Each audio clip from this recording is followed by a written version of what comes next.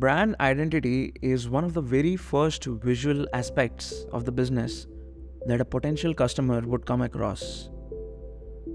This segment of graphic design deals with the designing of an appropriate logo for a business, along with the development of the right color palette, patterns, and many more assets that are unique to the business.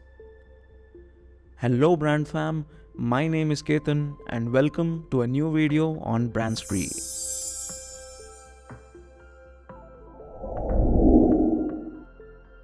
For any business, the brand identity design comes right after developing the appropriate brand strategy. Brand identity typically includes elements and guidelines that ensure a consistent visual representation of the brand. This is what defines the overall look and feel of the brand. As shown here, the brand identity design of a business consists of 9 different components. Let's look into each one of the 9 parts of brand identity in detail. Part 1. Logo design. Our logo is a unique graphic that helps identify and recognize a brand. This graphical mark could be a symbol, a text, or a combination of both. The more unique this mark is, the better the brand stays on top of people's minds. Now there are various different types of logos out there in the world, and we'll get into each one of those in a different video. Part 2.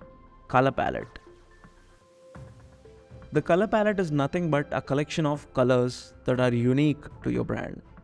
In situations where the logo or name could not be used, the color palette helps to clearly identify the brand.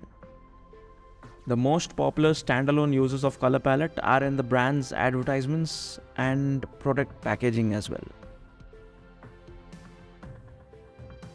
Part 3. Typography.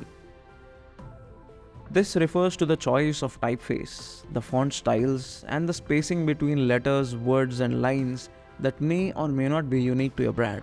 The brand's typography brings the text to life by making it legible and visually attractive as well. A typeface refers to a particular style of lettering. It's like a family, and the members of the family are called fonts, which usually have different weights. For example, the brand typeface of Brandzpree is called Outfit, which is available for free on Google Fonts. You can check it out. Here, Outfit Light and Outfit Extra Bold, for example, are called fonts.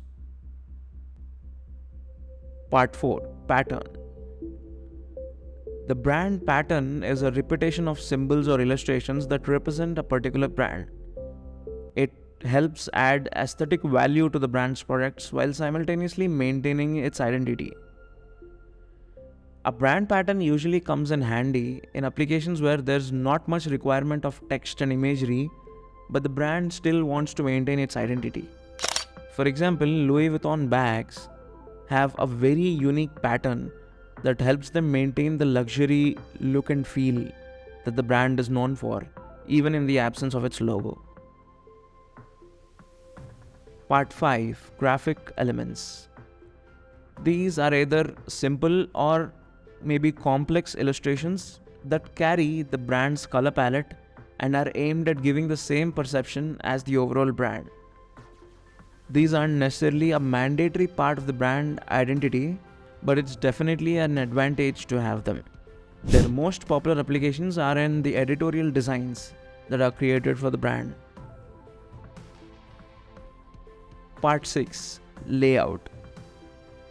In applications where multiple elements of text, images, and illustrations are used as part of communicating a message by the brand, there's a need for a structure to help provide clarity to the viewer. Now, the layout does exactly that. It provides the rules and visual guidelines for the arrangement of these elements using visual tools like grids, for example. Part 7. Iconography. Icons are a collection of graphical signs that have a clear meaning associated with them. Icons either represent something that's unique to the brand or represent general things that are common across the industry. Now, the most important thing to remember while designing an icon set for a brand is that each of these marks should have the same visual style. For example, the colors could be from the brand color palette itself, or the corners and the thickness of the stroke on the icons could be similar to that of the brand's logo. Part 8. Imagery. Sometimes referred to as brand imagery, it's the style of photography that should be maintained in the images used in any communication or marketing assets that belong to a particular brand. These are things like the lighting on the subject, the framing of the subject, the choice of subjects, and the type of photography itself. These images are used as part of the brand's communication and need to be at par with the personality of the brand. Part 9. Visual language. Visual language is a combination of all the previously mentioned elements. This is used to create a visual system or a template as to how a particular brand asset should look like. This is very useful in creating branded content that's dynamic in nature, like a brand's social media posts, for example. Now, visual language is especially evident in packaging design, where a similar layout with the brand's logo, pattern, color, and typography is used across all the products as the foundation. In this case, even though each packaging is unique to the product, the visual language is what ensures that it looks like the products belong to the same brand family.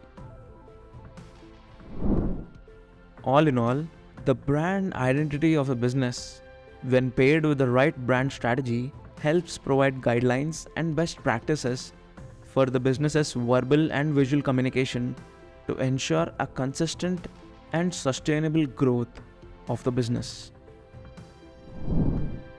So that's it for this video.